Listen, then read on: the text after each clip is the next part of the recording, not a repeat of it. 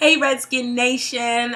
Your girl is back. I know I was gone for a couple of weeks. I took the bye week off. I decided to stay here. I had a lot of work to do. I have a lot of up-and-coming projects that I cannot wait to share with you guys. They are huge, huge, huge, huge, huge. So please stay tuned for that. But Punchy here, right? I'm like, you know, we have work to do. So I called Punchy one day. Why aren't you in the office? Punchy's like, I'm on vacation. This is the bye week. Not for you, buddy. I get a picture from Six Flags, Niagara Falls, the beach. And this Bama had the nerve to even go to Paris without me. So I'm done.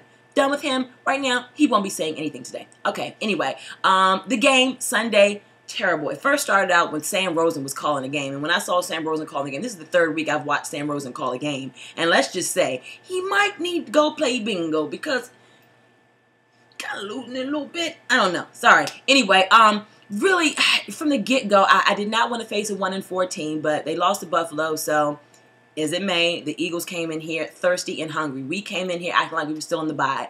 Rex had the 4 interceptions. You know, it was ugly. I'm not going to lie, it was ugly, but the one thing you got to do is you got to stick with your guy. And you never pull your quarterback out of the game unless he is hurt.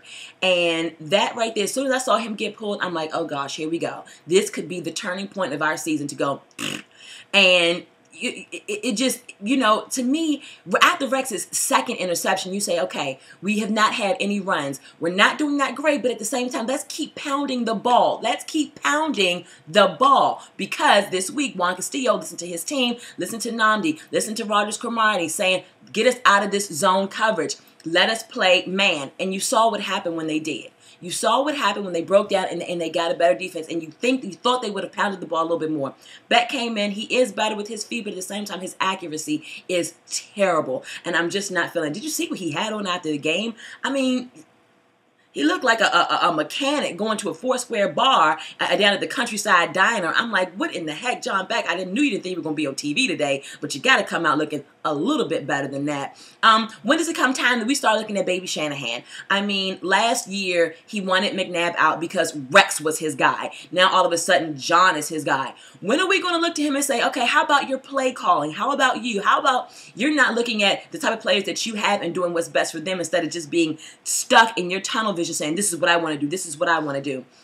Big Shanahan said he's not going to name a starter till Wednesday. You don't do that. You need to have your guy and you need to stick with him. Even Santana Moss came out and said, look, we need to stick with Rex. Rex is our guy. You cannot build if you keep on, you know, as soon as something happens, you want to jump ship to the next guy. It doesn't work like that. Tom Brady had 4 interceptions before, and I'm not trying to sit up there and in any way, shape, or form try to say that, you know, he's on Tom Brady's level. But you stick with your guy. Michael Vick against the Bills, he had 4 interceptions. Andy Reid could have said, you know what, I have a Pro Bowler and Vince Young over here on the sideline. How about we switch it up? No, he didn't. He stuck with his guy, and that's what you have to do.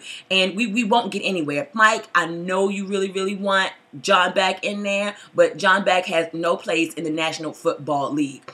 The defense gave up 20 first half points, played lights out in the second half. Our secondary has got to get better. D Hall, I swear to goodness, if you don't step up on coverage and stop giving so much room, I know you want the pick, but you keep giving up the big plays, killing me. Wilson and Barnes, I don't know. We're not looking good on our offensive line. Trent Williams has a high ankle sprain, missed a couple of weeks. Lichtensteiger is out for the season with a torn ACL and MCL. Chris Cooley, broken finger, has to have surgery. Don't really know how long he'll be out.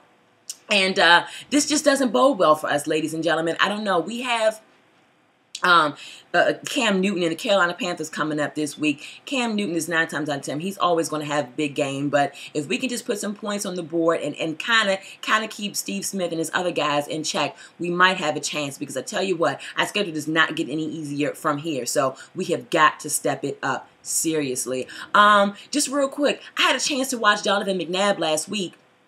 This past week, and they're not 1-5 because of him, ladies and gentlemen. Can I just say that he was hitting guys in the numbers, and they were dropping it. I feel really, really bad for him because he's getting a bad rap with this record and everything, but really not his fault. Okay, until next week, I'm keeping my fingers crossed for this team. I'm hoping Shanahan names Rex as the starter, because if not, it's going to be a long rest of the season, ladies and gentlemen. All right, anyway, till next week, Redskin Nation out.